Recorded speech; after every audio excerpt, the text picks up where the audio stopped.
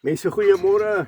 Welkom by Frik se bakkie boodskap op hierdie pragtige maandagooggend. Dit is altyd so lekker om met jou te gesels op 'n maandag. Nou ek moet net vanaf vir julle wys hoe lyk dit hier by ons. Hier op die plaas te Geilen in die hart van Namakwaland. Die son is by die koppie te wil uitkom. Dis hoe dit hier by ons lyk.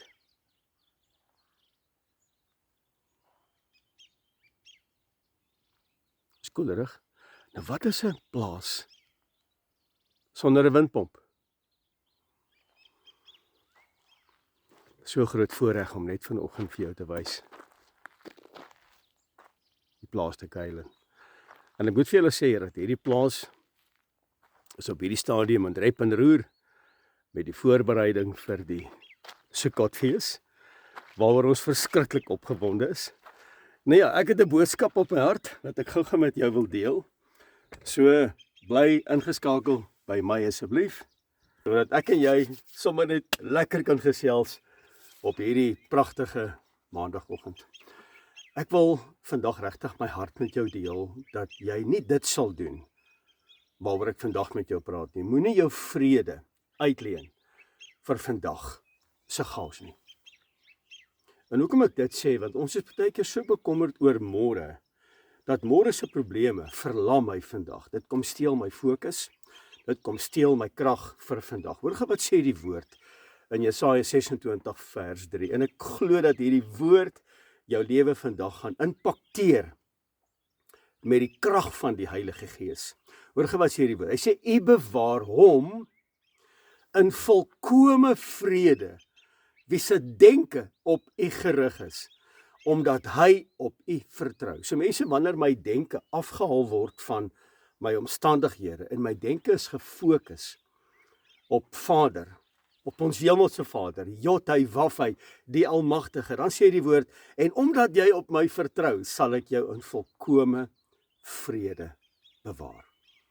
Hoeveel van ons het nie vrede nodig nie? Vrede in jou huis, vrede in jou gemoed, vrede in jou huwelik, vrede in jou finansies. Weet jy mense, ons leef in 'n tyd waar alles ons wil beheer. En ek en jy moet versigtig wees. En dis hoekom dit vanmôre vir my belangrik is op hierdie maandag, sodat jy voorberei kan wees vandag en die res van hierdie week, waar jou denke moet wees. Die nuusgebeure van die wêreld wil jou aandag hê. Die finansiële druk, miskien waardeur jy gaan, dit wil jou vrede hê, dit kom steel jou vrede, jy kan nie slaap in die aand nie, as jy wakker word in die môre het jy hierdie brandgevoel op jou maag. Mense se opinies bepaal jou identiteit, jou probleme wat jy het, en ek weet nie wat het jy nie, maar Vader weet, maar die probleme wat jy het, kom hijack jou gedagtes. Dit wil jou gedagtes oorneem, dit steel jou blydskap, jou vreugde, dit steel jou identiteit, jou menswees. Ek bedoel, mense se opinies wil jou verander om 'n ander identiteit aan te leef. Ons kan nie. En vanoggend hier by my bakkie boodskap wil ek regtig vir jou vra dat jy nie jou vrede uitleen vir vandag se chaos nie. Ons kan nie bekommerd wees oor môre of oor Vrydag in hierdie week en dit verlam my vandag nie. Ek kan nie toelaat dat my vrede gesteel word deur hierdie goed nie. En die goed waaroor ek bekommerd is, vind dalk nie eens plaas nie. Ek het al agtergekom in my lewe, die goed waaroor ek bekommerd is en waaroor ek wakker lê en waaroor ek miskien my naels skou, nie dat ek dit doen nie, maar is goed wat nie eens gebeur nie. En ek en jy moet versigtig wees. Mense, ek wil vandag vir jou op hierdie pragtige maandagooggend sê, jy hoef nie alles vandag op te los nie. Jy hoef nie vandag alles te verstaan nie. Jy het nie nodig om in gesprekke in te gaan wat dalk nie eens gaan gebeur teen môre nie. Want ons gedagtes is so vol van gesprekke van hoe sorteer ek dit uit en wat gaan ek daar doen en hoe gaan ek hierdie probleem hanteer wat later in my lewe gaan inkom. Dit kom dalk nie eens in jou lewe nie, maar dit maak ons nou al moeg. Ek vrees die uitkomste van probleme wat nog nie eens op my tafel lê nie. En dis wat die mens doen. En daarom sê ek weer, ek kan nie my vrede uitleen vir vandag se chaos nie. Ons kan nie alles toelaat om ons te beheer nie. Ek kan nie goed toelaat om my gedagtes te benadeel nie. Die woord sê vanoggend in Jesaja 26 vers 3, hy sê, hy bewaar my en jou in vrede, vrede. Daai vrede wat hierdie wêreld nie gee nie. Hy kom bewaar ons in daai vrede. Die man of die vrou wie se gedagtes op hom gerig is en wat hom vertrou.